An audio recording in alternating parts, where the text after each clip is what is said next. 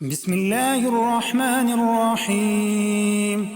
تبارك الذي بيده الملك وهو على كل شيء قدير، الذي خلق الموت والحياة ليبلوكم أيكم أحسن عملا وهو العزيز الغفور، الذي خلق 7 سماوات طباقا ما ترى في خلق الرحمن من تفاوت فارجع البصر هل ترى من فطور ثم ارجع البصر كرتين ينقلب إليك البصر خاسئا وهو حسير. ولقد زينا السماء الدنيا بمصابيح وجعلناها رجوما للشياطين وأعتدنا لهم عذاب السعير. وللذين كفروا بربهم عذاب جهنم وبئس المصير. إذا ألقوا فيها سمعوا لها شهيقا وهي تفور تكاد تميز من الغيظ، كلما ألقي فيها فوج سألهم خزنتها ألم يأتكم نذير قالوا بلى قد جاءنا نذير فكذبنا وقلنا ما نزل الله من شيء إن أنتم إلا في ضلال كبير. وقالوا لو كنا نسمع أو نعقل ما كنا في أصحاب السعير فاعترفوا بذنبهم فسحقا لأصحاب السعير. إن الذين يخشون ربهم بالغيب لهم مغفرة وأجر كبير.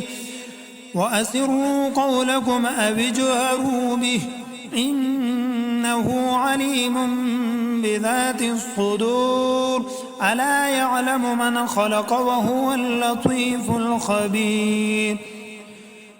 هو الذي جعل لكم الأرض ذلولا فامشوا في مناكبها وكلوا من رزقه وإليه النشور.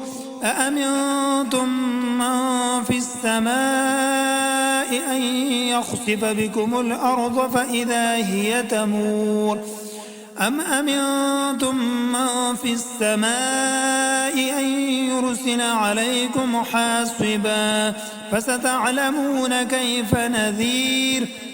ولقد كذب الذين من قبلهم فكيف كان نكير.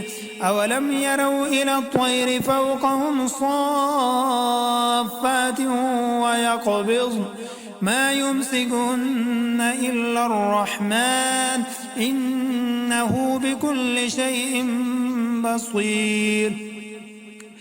أمن هذا الذي هو جند لكم ينصركم من دون الرحمن إن الكافرون إلا في غرور. أمن هذا الذي يرزقكم إن أمسك رزقه بل لجوا في عتو ونفور. أفمن يمشي مكبا على وجهه أهدى أمن يمشي سويا على صراط مستقيم. قل هو الذي أنشأكم وجعل لكم السمع والأبصار والأفئدة قليلا ما تشكرون. قل هو الذي ذرأكم في الأرض وإليه تحشرون. ويقولون متى هذا الوعد إن كنتم صادقين. قل إنما العلم عند الله وإنما أنا نذير مبين. فلما رأوه زلفة سيئت وجوه الذين كفروا وقيل هذا الذي كنتم به تدعون. قل أرأيتم إن أهلكني الله ومن معي أو رحمنا فمن يجير الكافرين من عذاب أليم.